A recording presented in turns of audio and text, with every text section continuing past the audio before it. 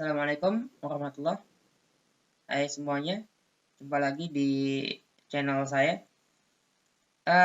Sekarang jam menunjukkan pukul 2.33 pagi di Pamulang. Ya, kali ini saya akan bercerita tentang pengalaman spiritual saya.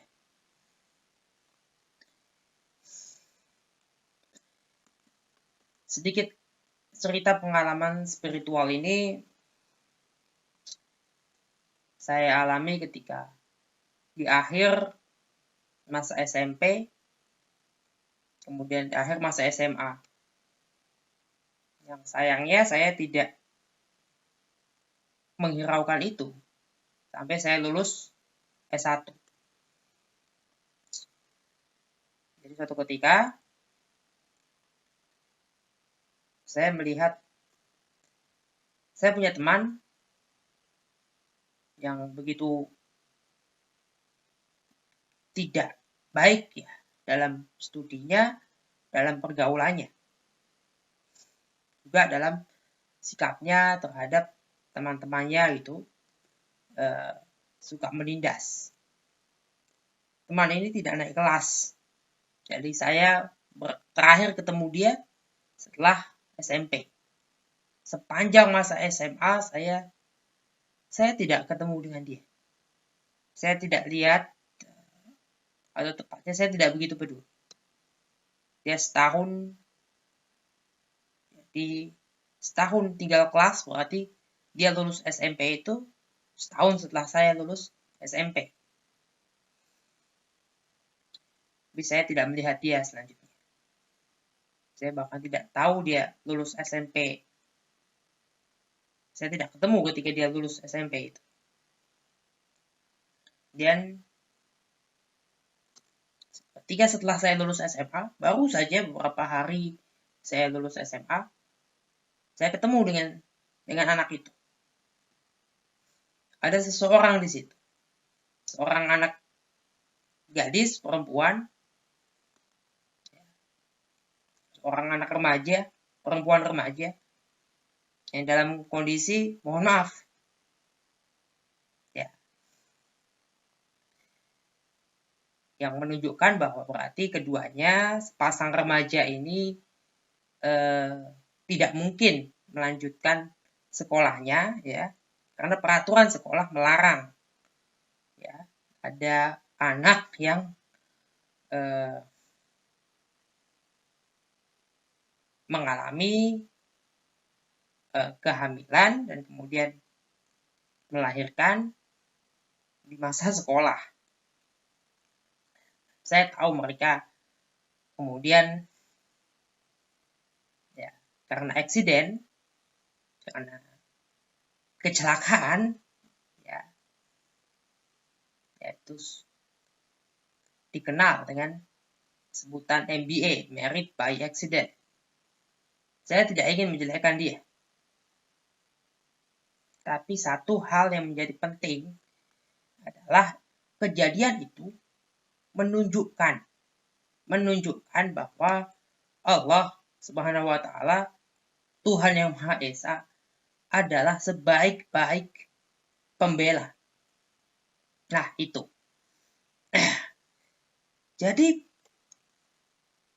faktanya, ya, anak-anak yang suka merundung temannya ketika sekolah, ya, SD, SMP, dia suka merundung teman, membuli, menindas temannya, ya, sampai SMA dia masih begitu. Kalau tidak berubah juga, tidak satu pun dia menghiraukan titik di mana saatnya dia berubah,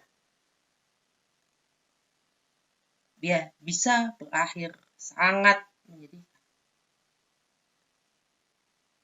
Jadi ini pesan buat teman-teman, adik-adik yang masih sekolah, yang mungkin yang masih baru lulus SMA, baru masuk kuliah S1 atau program diploma. undergraduate ya. Anda kalau Anda itu pernah atau sedang menjadi siswa atau menjadi mahasiswa penindas, pembuli, tukang bully, ya, berhentilah. Karena masa depan Anda menjadi taruhan.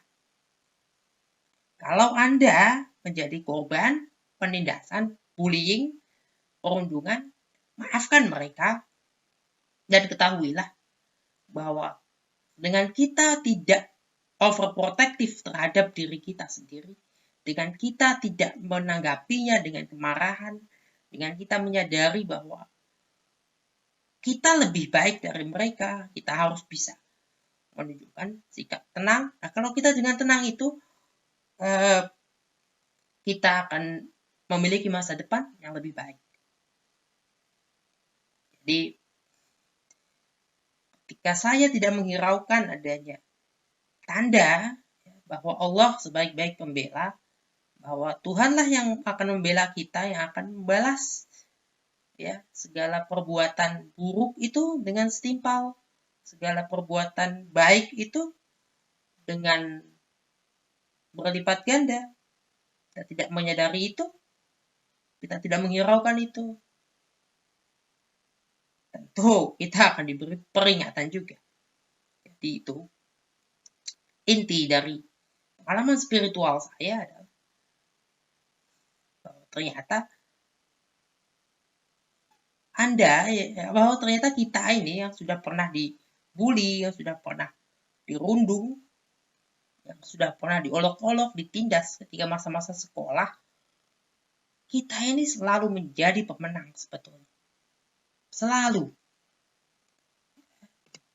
Perhatikan misalnya, ya penemu besar, ya yang membuat kita mengenal lampu bohlam, lampu pijar.